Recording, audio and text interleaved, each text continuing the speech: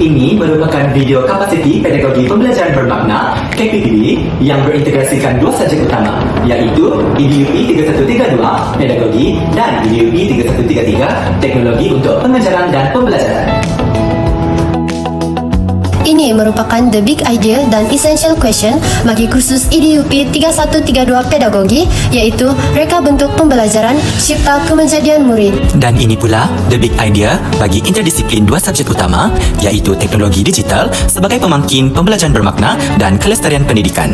Namun, apakah hasil pembelajaran kursus bagi kedua-dua kursus tersebut? Untuk pengetahuan semua, HPK kedua dan HPK ketiga dalam kursus EDUP 3132 Pedagogi mempunyai hubung kait yang sangat kuat dengan HPK ketiga dan keempat dalam kursus EDUP 3133 Teknologi untuk Pengajaran dan Pembelajaran. Tadi kita sudah tahu tentang hasil pembelajaran kursus bagi kedua-dua kursus tersebut. Namun, apakah tugasan pentaksiran berterusannya pula?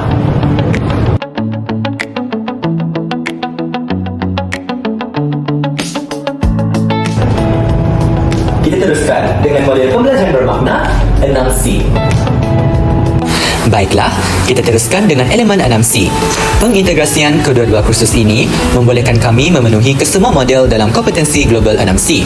Dalam konteks ini, tugasan kedua dan tugasan ketiga dalam kursus pedagogi iaitu penghasilan portfolio digital yang mengandungi satu rancangan pengajaran harian yang lengkap dan mengaplikasikan satu pengajaran pengharian yang lengkap dalam persembahan pengajaran mikro di Sekolah Kebangsaan Perkantoran yang memerlukan kami melakukan perancangan strategi pengajaran dengan mengaplikasikan kesemua pengetahuan teknologi dalam kursus teknologi.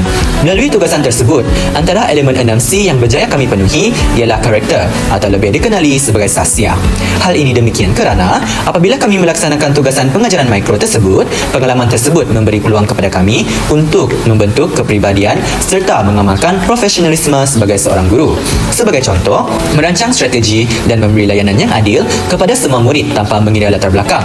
Bukan itu saja, sebagai guru bahasa Melayu, kami juga menjalankan tanggungjawab dalam memartabatkan bahasa Melayu sepanjang pelaksanaan pengajaran mikro terhadap murid-murid. Kesannya, kami bukan sahaja memenuhi elemen 6C iaitu karakter, kami juga memenuhi elemen 6C iaitu citizenship dan communication. Bukan itu sahaja, melalui persembahan pengajaran mikro yang dilaksanakan di Sekolah Kebangsaan Perkantoran, kami juga memenuhi model pembelajaran bermakna 6C iaitu collaboration. Kami juga memenuhi model pembelajaran bermakna 6C iaitu creative thinking dan critical thinking. Dalam konteks ini, kami mengaplikasikan kedua-dua model ini dalam penghasilan pemahaman melalui reka bentuk atau lebih dikenali sebagai KMR, di mana kami mengintegrasikan pelbagai subjek dalam satu rancangan pengajaran untuk menghasilkan pembelajaran bermakna kepada murid-murid. Ini penting kepada kami untuk menyedari tentang kurikulum 2027 serta kepentingannya kepada murid-murid pada masa hadapan kelak, serta menyediakan kami sebagai seorang pendidik yang berkaliber dan sentiasa bersedia dengan cabaran masa depan. Seterusnya, mari kita lihat kepada model reka bentuk pembelajaran bermakna. Dalam model reka bentuk pembelajaran bermakna, terdapat 4 elemen, yaitu rakan pembelajaran, persekitaran pembelajaran, pemanfaatan digital, dan amalan pedagogi. Dalam elemen rakan pembelajaran, kami telah menjadikan sekolah iaitu SK Perkantoran sebagai rakan pembelajaran kami, yang mana kami telah menjalankan pengajaran mikro di sekolah tersebut. Seterusnya, dalam elemen persekitaran pembelajaran, secara fizikal iaitu sekolah, manakala secara maya iaitu melalui WhatsApp Group dan Google Drive. Dalam elemen pemanfaatan digital pula, kami telah menggunakan Google Meet, Canva, dan CapCut sebagai alat untuk menyunting tugasan. Jurnal, arsip, digital, dan Google Site sebagai sumber dalam talian, dan Google Drive, YouTube, dan WhatsApp sebagai platform pengantaran tugasan. Akhir sekali, dalam elemen pedagogi, kami telah menggunakan elemen pedagogi kontemporeri yaitu pembelajaran berasaskan projek, pembelajaran berpusatkan pelajar, blended learning, pembelajaran berasaskan bahan, dan flip classroom. Sekarang kita beralih kepada kerangka 3R. Dalam kerangka 3R pula, kami telah mencapai kuadran D, yaitu adaptasi, yang mana kami telah mencipta buku digital, portfolio, Google Site, dan RPH interdisiplin yang digunakan untuk menjalankan pengajaran mikro di SK Perkantoran Sabah. Kita teruskan pula dengan kerangka kerja 3E. Kerangka kerja 3E menekankan 3 elemen iaitu engagement, enhancement, dan extension.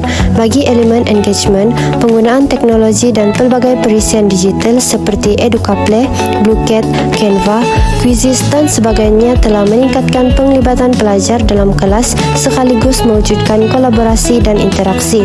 Manakala, bagi enhancement pula, teknologi membolehkan pedagogi kontemporari yang kami pelajari pada topik 5 seperti Flip Classroom lebih mudah untuk diaplikasikan dalam pembelajaran kursus ini. Akhir sekali, elemen extension pula boleh dilihat melalui pengaplikasian dan penggunaan RPH interdisiplin semasa pengajaran mikro di sekolah. Hal ini jelas menunjukkan bahawa apa yang telah dipelajari semasa kelas bukan sekadar mempelajari teori semata-mata, tetapi mampu diaplikasikan dalam situasi PDP yang sebenar. Jadi, terdapat beberapa produk yang kami hasilkan sepanjang kami menjalani kursus pedagogi ini. Antaranya, 3 produk utama yang dihasilkan sepanjang kursus pedagogi ini ialah portfolio digital, kerangka kefahaman melalui reka bentuk KMR, dan rancangan pengajaran harian RPH. Portfolio digital merupakan hasil tugasan pentaksiran berterusan yang mempunyai integrasi dengan kursus teknologi, di mana kandungannya merangkumi model KPPB serta pelbagai strategi pengajaran yang telah kami laksanakan semasa pengajaran mikro di SK Perkantoran. Kerangka kefahaman melalui reka bentuk KMR pula merupakan rangka perancangan yang dibangunkan bagi menyelaraskan dan mengintegrasikan subjek interdisiplin yang diajar semasa sesi mikro pengajaran agar pengajaran dapat dilaksanakan dengan lebih berfokus dan bermakna.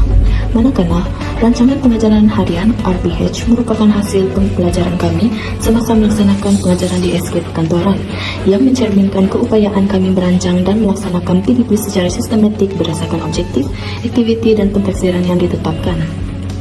Pada akhir semester pula, kesemua bahan tersebut telah dihimpunkan dan dibukukan ke dalam e-buku sekaligus menghasilkan 3 buah e-buku pedagogi, iaitu e-buku rangkuman portfolio digital, e-buku RPH dan e-buku kerangka KMR. Sekarang cikgu akan bagi tahu kamu beberapa faedah yang cikgu dapat dalam penghasilan produk yang cikgu hasilkan. Antaranya, sepanjang kursus pedagogi ini, penghasilan pelbagai produk seperti portfolio digital, kerangka KMR, RPH, e-buku dan Google Site telah memberi beberapa faedah utama. Pertama, penghasilan produk ini mengukuhkan kefahaman pedagogi kerana siswa-siswi bukan sahaja mempelajari teori, malah mengaplikasikannya secara langsung dalam perancangan pengajaran yang sebenar. Kedua, produk yang dihasilkan berfungsi sebagai dokumentasi pembelajaran dan bahan rujukan profesional, khususnya portfolio digital, e-book dan Google Site yang telah digunakan semula pada masa akan datang dalam perancangan dan pelaksanaan PDP. Ketiga, penghasilan produk ini meningkatkan kemahiran profesional dan penguasaan teknologi pendidikan, selaras dengan keperluan pembelajaran abad ke-21, di mana penggunaan platform digital dan bahan interaktif dapat menyokong PDP yang lebih berkesan dan menarik. Berikut merupakan antara cabaran-cabaran yang telah cikgu hadapi.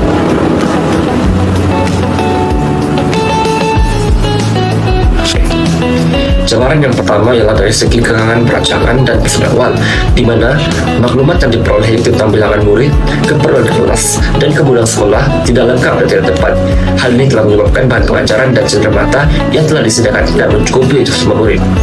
Cabaran yang kedua adalah cabaran ketika pengajaran mikro, di mana situasi sebenarnya dalam diri darjah adalah berbeza daripada apa yang kami rancang, termasuk berbeza tentang penguasaan murid, penguasaan kelas yang menyukarkan pelajaran pengajaran.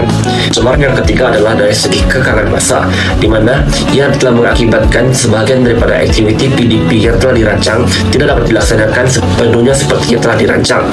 Hal ini telah menyebabkan masa pengajaran menjadi teranjak dan secara tidak langsung tidak sengaja mengambil masa guru selepas sesi pelajaran kami. Manakala berikut pula merupakan peluang perbaikan yang telah cikgu cadangkan.